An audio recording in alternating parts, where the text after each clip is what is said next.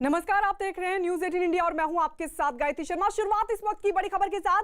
LAC पर चीन से तनाव के बीच अब से थोड़ी देर में रक्षा मंत्री राजनाथ सिंह एक अहम बैठक करने जा रहे हैं और इस बैठक में सीडीएस और तीनों सेना प्रमुख भी मौजूद रहेंगे। जानकारी है कि रक्षा मंत्री राजनाथ सिंह बैठक में पूर्वी लद्दाख के हालात पर करेंगे चर्चा। तो ये इस वक्त की बेहद महत्वपूर्ण और बड़ी खबर मिल रही है कि अब से थोड़ी देर बाद एक अहम बैठक होने जा रही है, जो कि रक्षा मंत्री राजनाथ सिंह ये बैठक करने जा रहे हैं, जिसमें सेना प्रमुख भी, तीनों सेना प्रमुख भी रहेंगे मौजूद। इस बैठक पर ज्यादा जानकारी के लिए सीधे दिल्ली की तरफ रुख। हमारे सहयोगी विक्रांत यादव इस वक्त हमारे साथ जुड़ गए हैं। इस बैठक को लेकर और क्या जानकारी, कितनी महत्वपूर्ण ये बैठक होने जा रही है विक्रांत? देखिए, बिल्कुल गायत्री, बेहद ही महत्वपूर्ण बैठक है, क्योंकि इस बैठक में ना केवल तीनों सेना प्रमुख रहेंगे, इसके अलावा सीडीएस भी बैठक में रहेंगे, एनएसए की भी बैठक में रहने की संभावना है और डिफेंस सेक्रेटरी भी इस बैठक में रहेंगे। तो जिस तरीके की स्थिति पूर्वी लद्दाख में बनी हुई है एलएसी को लेकर के, उसे लेकर के ये बैठक है। हालांकि ये कहा जा रहा है कि ये नॉर्मल बैठक है, पहले से रूटीन बैठक है जो तय थी, लेकिन जिस तरीके से कल विदेश मंत्रियों की बैठक हुई रूस में चाइना और भारत के विदेश मंत्री की, और उसमें जिस तरीके से भारत ने अपनी कंसर्न्स जो थे चाइना को लेकर के, जो शिकायतें थी वो उठाई, उसके बाद से महत्वपूर्ण बैठक हो जाती है और इस बैठक में चर्चा की जाएगी कि वर्तमान क्या स्थिति वहां पर बनी हुई है और किस तरीके के कदम उठाने की भारत को अभी जरूरत है। कल की बैठक से, कल जो बैठक हुई थी विक्रांत, दोनों देशों के विदेश मंत्रियों के बीच, चाइना और भारत के, और मॉस्को में जब ये बैठक हो रही थी उस दौरान दोनों देशों की तरफ से बयान भी जारी किया गया था। लेकिन भारत चीन के इस बात को लेकर कितना संतुष्ट और कितना सहमत है, इसके लिए हम रुक करेंगे विक्रांत की तरफ। लेकिन इस सब के बीच एक और बड़ी खबर आपको दे दें। एलएसी पर जारी तनातनी के बीच दिल्ली में रक्षा मंत्री राजनाथ सिंह की अहम बैठक के बीच इस वक्त की एक और बड़ी खबर। एलएसी पर रोज भारत को गीदड़ भभकी देने वाले चीन के सुर मॉस्को में बदले दिखे। मॉस्को में दोनों देशों के विदेश मंत्रियों की बैठक में भारत के सख्त रुख के बाद चीन का रुख नरम दिखा। दोनों देशों के विदेश मंत्रियों के बीच करीब 2.5 घंटे तक बैठक चली और इसमें एलएसी पर जारी तनाव को कम करने के लिए दोनों देशों के बीच 5 बिंदुओं पर सहमति बनी। बैठक के बाद भारत ने साफ कर दिया कि वो एलएसी पर जारी तनाव को और नहीं बढ़ाना चाहता और चीन के प्रति भारत की नीति में कोई बदलाव नहीं हुआ है। वहीं चीन ने इस बात को माना कि पड़ोसी देश के होने के नाते कुछ मुद्दों पर असहमति है, लेकिन चीन ने यह भी माना कि ऐसा कोई मुद्दा नहीं जिसे हल नहीं किया जा सकेगा। और जो 5 बिंदुओं पर सहमति बनी, उनमें यह साफ तौर पर कहा गया है कि बातचीत से ही हम अपने मतभेदों को सुलझाएंगे। और साथ ही यह भी माना है, चीन ने इस पर भी सहमति बनी है कि तेजी के साथ दोनों देशों की जो सेनाएं हैं वो पीछे हटेंगी। जल्द से जल्द इस पर काम किया जाएगा। तो दो देशों के दरअसल भारत के विदेश मंत्री और साथ ही चाइना के विदेश मंत्री के बीच ये बैठक हुई थी और इन 5 बिंदुओं पर सहमति बनी। हम सीधे रुक कर लेते हैं। ले संदीप बोल हमारे सहयोगी जुड़ गए हैं। संदीप, सबसे पहले तो ये बताइए कि फिलहाल मौजूदा स्थिति क्या है, क्योंकि कल बेहद अहम बातचीत हुई है दोनों देशों के विदेश मंत्रियों के बीच, जिन पर 5 बिंदुओं पर सहमति कि जल्द से जल्द सेना को पीछे हटा लिया जाए। बिल्कुल, देखिए, अभी सीमा पर तनाव लगभग बना ही हुआ है, उसमें कोई बदलाव नहीं आया है, क्योंकि जिन बिंदुओं पे, जिन 5 बिंदुओं की बात की गई थी, उन 5 बिंदुओं पे तो पिछले कई सालों से बातचीत हो रही है। कोर कमांडर के स्तर की जो बातचीत है, उस बातचीत में भी इन्हीं 5 बिंदुओं पे बातचीत होती थी और हर बार जो है चीन इस बात को मान लेता था कि ठीक है, हम लोग आगे बढ़ाएंगे। लेकिन चीन जिस तरीके की स्थितियों में इस भारत को लाके खड़ा कर देता है, उससे ये अभी कहना बहुत मुश्किल है कि चीन की सेना उन सब इलाकों से, जहाँ विवादित इलाकों से, जहाँ भी वो आके बैठे हैं, वहाँ से कितने देर तक वापस जाते हैं। क्योंकि अभी उम्मीद की जा रही है कि इस बैठक के बाद जो है सीधे तौर पर कोर कमांडर लेवल की बातचीत हो सकता है फिर से शुरू हो, जो कि 5 बार होने के बाद बेनतीजा निकली। हालांकि पहली बार जब बैठक हुई थी, उस बैठक में सीधे तौर पर यह सहमति बनी थी। ग्राउंड में थोड़ा बहुत जो है बदलाव नजर आया था, डिसएंगेजमेंट का प्रोसेस शुरू हुआ था, लेकिन उसके बाद जो है कोई भी किसी भी तरीके का अपडेट जो है ग्राउंड से नहीं आ रहा था। तो कह सकते हैं कि कल बैठक एक फ्रूटफुल बैठक जरूर हुई है, लेकिन ये लंबा चलने वाला है, क्योंकि उस बैठक में कोई निष्कर्ष नहीं निकला है। चीन सीधे तौर पर पूरे एलएसी पर पीस एंड ट्रैंक्विलिटी की बात करता है, लेकिन उसी की तरफ से सारी चीजें हो रही हैं। तो ऐसे में ये कहना कि चीन जो है उस बैठक के बाद अपना रुख जो है बदलेगा, इसके लिए कुछ दिन जरूर वेट करना पड़ेगा, देखना पड़ेगा कि आखिर चीन कितना जो है उस बैठक के जो 5 बिंदु है उस पर काम करता है। बिल्कुल देखना होगा, कुछ दिन इंतजार करना होगा कि जो कह रहा है चीन क्या उस पर वो कायम भी रहता है, क्योंकि इससे पहले भी इन बिंदुओं पर बातचीत हो चुकी है, जैसे कि जानकारी संदीप दे रहे हैं। विक्रांत, आपकी तरफ भी रुख करेंगे, समझने की कोशिश करेंगे कि इस बार जो सहमति, इस बार जिस तरीके से चीन ने अपने तेवर को नरम किया है उसके मायने क्या है। लेकिन इस सबके बीच एक और बड़ी खबर आपको बता दें, चीन के दोहरे रवैये से जुड़ी इस वक्त की बड़ी खबर। मॉस्को में भले ही चीन भारत से तनाव कम करने पर सहमति बनाता दिखा, लेकिन चीन की हरकतें देखें तो ऐसा नहीं लगता, क्योंकि चीन की तरफ से उसी वक्त गीदड़ भभकी भी दी जा रही थी जब मॉस्को में दोनों देशों के विदेश मंत्री बैठक कर रहे थे। चीन अपने सरकारी अखबार के जरिए भारत को एक बार फिर गीदड़ भभकी दे रहा था। ग्लोबल टाइम्स ने ट्वीट कर भारतीय सेना को धमकाने की कोशिश की। चीन ने कहा कि अगर भारतीय सेना पैंगोंग के दक्षिण से नहीं हटी तो चीन पूरी सर्दी अपनी सेना की तैनाती को रखेगा, जिससे भारत की मुश्किलें और बढ़ जाएंगी। ये देखिए, एक तरफ तो दो देशों के विदेश मंत्रियों के बीच सहमति बन रही थी कि विवाद को कम किया जाए, और दूसरी तरफ जो चीन का सरकारी अखबार है ग्लोबल टाइम्स, उसकी तरफ से गीदड़ भभकी दी जा रही थी और यह कहा जा रहा था कि जल्द से जल्द पैंगोंग के पास से अपनी सेना को हटा ले भारत। भारतीय सेना को यह गीदड़ भभकी चीन की तरफ से एक ट्वीट के जरिए दी गई थी। इस सबके बीच आपको बता दें, चीन के अखबार ग्लोबल टाइम्स ने ट्वीट क्या किया, ट्वीट कर गीदड़ भभकी दी और लिखा क्या, चलिए आपको ग्राफिक्स के जरिए दिखाते हैं। लिखा, अगर भारतीय सेना पैंगोंग झील के दक्षिण किनारे से नहीं हटती तो चीन की सेना पूरी सर्दियों तक उनके सामने खड़ी रहेगी। भारतीय सेना का साजो सामान खराब है, कई भारतीय सैनिक ठंड से या फिर कोरोना से मारे जाएंगे। अगर युद्ध होता है तो भारतीय सेना को जल्द हरा दिया जाएगा। ये देखिए, गीदड़ भभकी भारत के बारे में ये तमाम बातें कहते हुए चाइना की तरफ से ग्लोबल टाइम्स के जरिए, ट्वीट के जरिए। विक्रांत, वही सवाल संदीप जिस तरीके से कह रहे हैं कि ये बातें तो पहले भी हो चुकी हैं, और अब जहां एक तरफ दोनों देशों के विदेश मंत्री सहमति बना रहे विवाद कम करने पर, दूसरी तरफ चीन का सरकारी अखबार, क्योंकि इसको नजरअंदाज नहीं किया जा सकता, ये सरकारी अखबार है जिसमें एक बार फिर से गीदड़ भभकी भारत को। देखिए बिल्कुल गायत्री, इस समय हम लोग ये पार्लियामेंट के ठीक सामने और यहीं पर नॉर्थ ब्लॉक है, जहां पर अब से कुछ देर बाद राजनाथ सिंह की बैठक शुरू होगी। रक्षा मंत्री तीनों सेना प्रमुखों के साथ और सीडीएस के साथ बैठक करेंगे और सबसे बड़ी बात यही है, इसी कारण भारत किसी भी तरह की कोई भी डील नहीं देना चाहता, क्योंकि भारत को ये मालूम है कि चीन जब बातचीत की टेबल पर आता है तो उसकी कुछ और बयानबाजी होती है और जब वो मैदान में होता है तो किसी और तरीके से उसकी कथनी और करनी का फर्क साफ दिखाई देता है। और चीन इस भारत और चीन की इस बातचीत को लेकर के चीन कितना गंभीर था, इसका अंदाजा इसी बात से लगाया जा सकता है कि एक तरफ तो दोनों देश के रक्षा मंत्री बातचीत की टेबल पर बैठे हुए हैं, वहां पर इस बात पर सहमति बना रहे हैं 5 बिंदुओं पर कि किस तरीके से लगातार बातचीत जारी रखेंगे। लेकिन दूसरी तरफ वहीं चाइना का जो चीनी सरकार का जो मुखपत्र है, जो सरकारी मीडिया है, उसके न केवल उसकी तरफ से ये ट्वीट किया जाता है, कुछ तथाकथित विशेषज्ञों की राय लेकर के दिखाने की कोशिश की जाती है कि भारत को नुकसान हो सकता है। और यही नहीं, उनके जो मुख्य संपादक है वो भी ट्वीट करके ये कहते हैं कि भारत की सेना को वहां पर लगातार ठंड के दिनों में हम लोग अगर नहीं हटाया तो हम लोग अपनी फौज को तैनात करेंगे और ठंड और कोरोना की वजह से भारत की सेना को नुकसान उठाना पड़ेगा। तो सबसे बड़ा सवाल यही है कि एक तरफ तो चीन बातचीत की टेबल पर आता है क्योंकि उसे पता है कि अब ये भारत वो भारत नहीं है जिसके साथ वो पहले की बात किया करता था। भारत ने जिस तरीके से सख्त अपना जवाब दिया है उसे देखते हुए चीन को भी मालूम है कि उसके लिए ये सब चीजें इतना आसान नहीं है। लेकिन दूसरी तरफ एक जो साइकोलॉजिकल प्रेशर बनाने की कोशिश की जाती है वो उसके सरकारी मीडिया की तरफ से की जाती है, ठीक उसी समय जिस समय विदेश मंत्रियों की बैठक चल रही है। तो ये साफ दिखाता है कि चीन पर सीधा सीधा विश्वास नहीं किया जा सकता। भले ही उसके मंत्री की तरफ से जब टेबल पर बैठे बातचीत की तो लगातार ये कहा गया कि बातचीत के जरिए समाधान निकालने की कोशिश करेंगे, लगातार बातचीत का दौर जारी भी रहेगा, लेकिन उनका सरकारी मीडिया दूसरी ही भाषा बोलता हुआ दिखाई दे रहा था। संदीप, फिर क्या मायने दोनों देशों के विदेश मंत्रियों के बीच बनी सहमति के?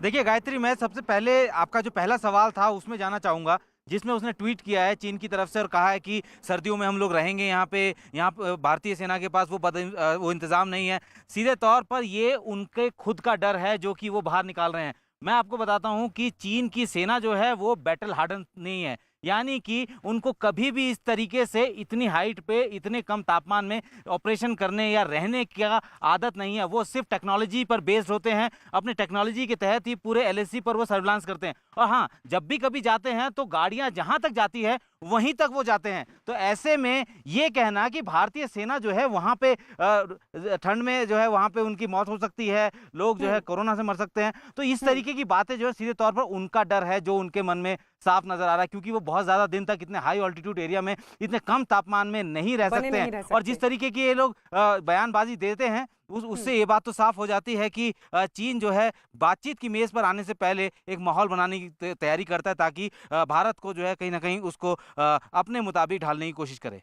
लेकिन ये जो साइकोलॉजिकल प्रेशर बनाने की कोशिश चीन ने अपने सरकारी अखबार के जरिए किया है, भारत अब उसका किस तरीके से जवाब देता है, इस पर भी हम चर्चा करेंगे। लेकिन इस सब के बीच अपने दर्शकों को यह भी बताते चले कि चीन बातचीत कर रहा है, लेकिन साथ ही साथ गीदड़ भभकी भी दे रहा है। और इसके पीछे की वजह यह है कि एलएसी पर हमारे जाबाज लगातार चीन को पटका नहीं दे रहे हैं। दक्षिणी पैंगोंग इलाके में ब्लैक टॉप, हेलमेट टॉप और ऐसी सभी महत्वपूर्ण पहाड़ी चोटियों पर कब्जे के बाद अब सेना ने उत्तरी पैंगोंग इलाके में ऑपरेशन शुरू कर दिया। और इसी इलाके में भी ऑपरेशन शुरू करते ही भारतीय सेना ने चीन को सबक सिखा दिया है। फिंगर 4 के जिन इलाकों से पीछे हटने का वादा करके चीन बार बार मुकर रहा था, अब भारतीय सेना ने उसे अपनी ताकत के दम पर पीछे धकेल दिया है।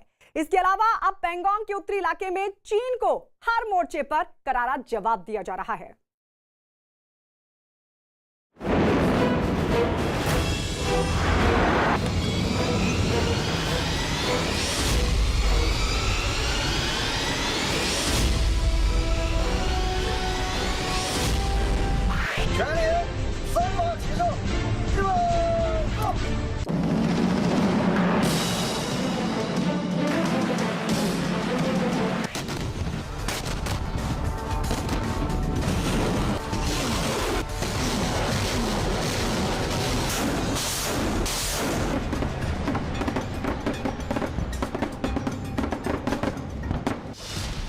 रफाल से ध्वस्त हुआ शी का हवाई किला। GTU 49.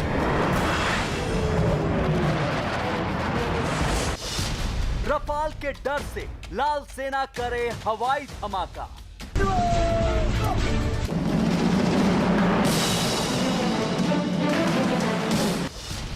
एलएसी से बीजिंग तक रफाल से हाहाकार।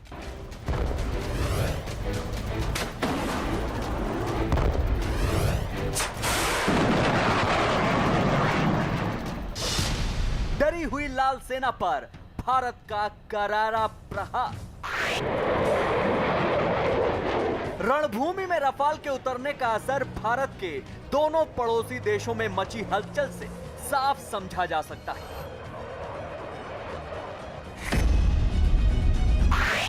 पाकिस्तान जहां रफाल के खिलाफ हवाई बयानबाजी में जुटा हुआ है, वहीं रफाल से तिलमिलाया चीन आसमान में हवाई गोले दाग रहा है। एलएसी पर उसने हवा में ही बमबारी शुरू कर दी है। चीन की बौखलाहट का आलम यह है कि तिब्बत में वो पिछले 48 घंटों से लगातार आसमानी धमाका कर रहा है।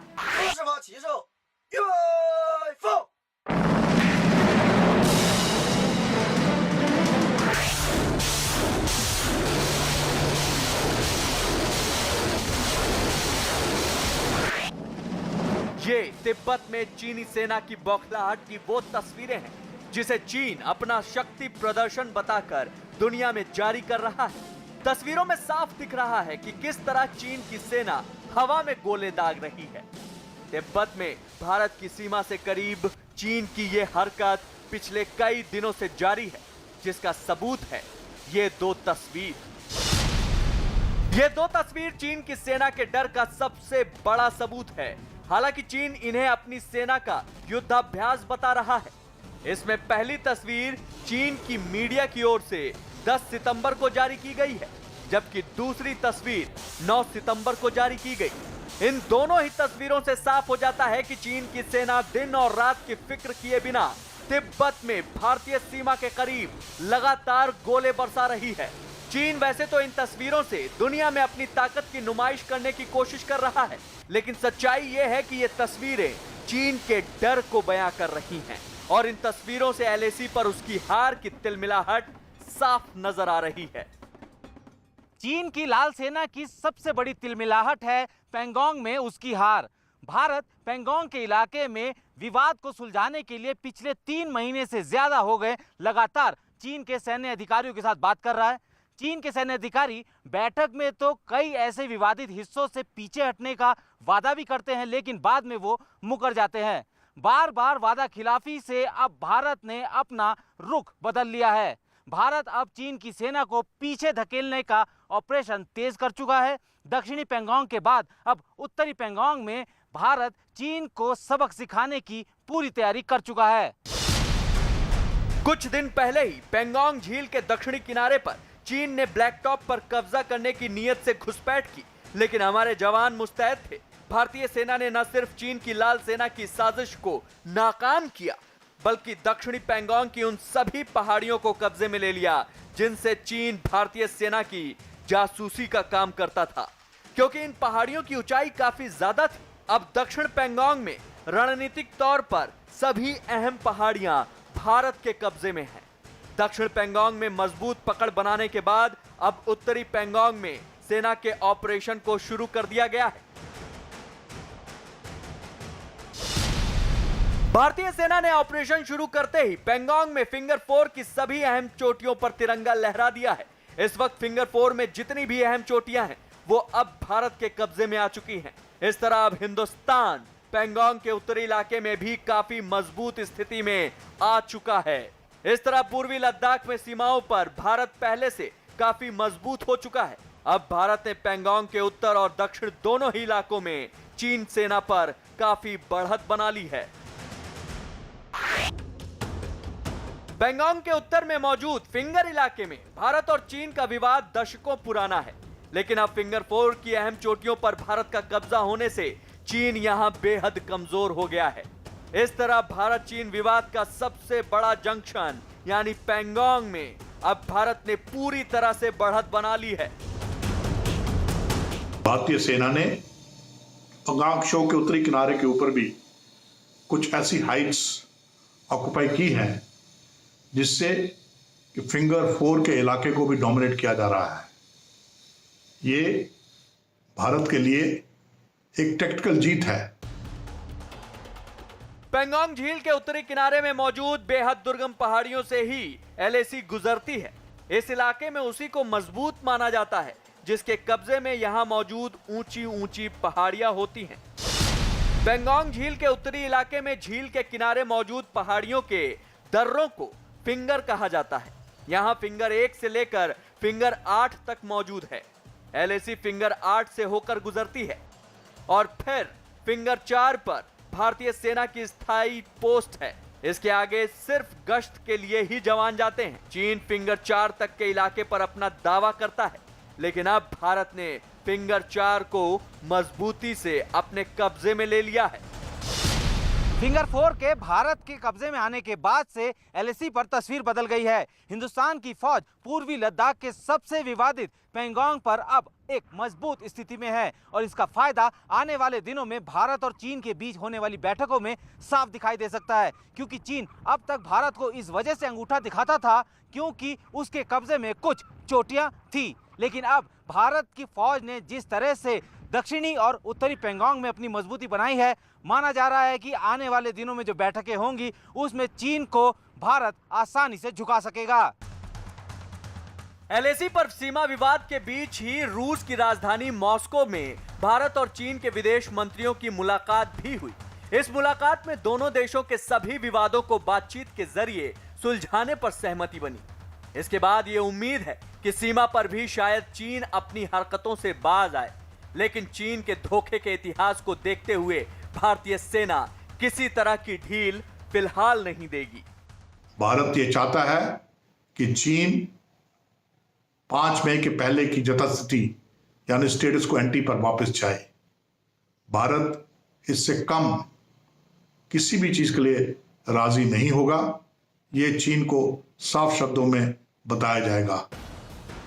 भारत और चीन के बीच हर स्तर पर सीमा का विवाद सुलझाने के लिए बातचीत जरूर हो रही है, लेकिन इस बीच चीन की लाल सेना सीमा पर भारत को उकसाने की लगातार कोशिश कर रही है। इससे यह जाहिर होता है कि लगातार हो रही हार से चीन की सेना अपना संतुलन और हौसला दोनों खोती जा रही है। सरकारी सूत्रों के मुताबिक चुशूल में चीन उकसाने वाली हरकत कर रहा है। पैंगोंग के दक्षिण में चीन विवाद भड़काने में लगा है। इसके लिए चीन टैंक का इस्तेमाल कर रहा है।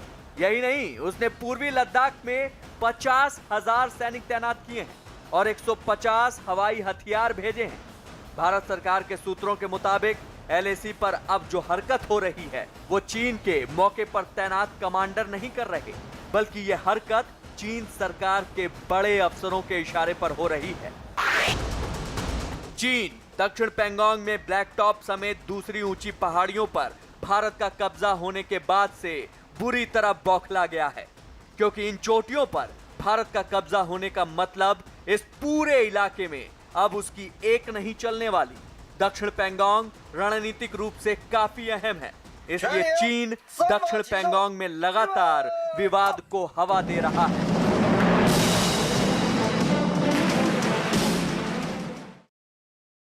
और इस बीच राहुल गांधी ने ट्वीट किया है और ट्वीट कर चीन के मुद्दे पर केंद्र सरकार पर बड़ा हमला बोला। राहुल गांधी ने आरोप लगाया कि केंद्र सरकार की चुप्पी की वजह से चीन हमारी जमीनें हड़प रहा है। तो ये ट्वीट राहुल गांधी की तरफ से आइए लिखा क्या उन्होंने वो भी आपको दिखाते हैं। राहुल गांधी ने ट्वीट के जरिए सरकार पर हमला करते हुए लिखा, चीन ने हमारी जमीन ले ली, भारत सरकार ने इस जमीन को कब वापस लेने की योजना बनाई है या फिर इसे भी एक्ट ऑफ गॉड बताकर छोड़ दिया जाएगा। ये ट्वीट राहुल गांधी की तरफ से।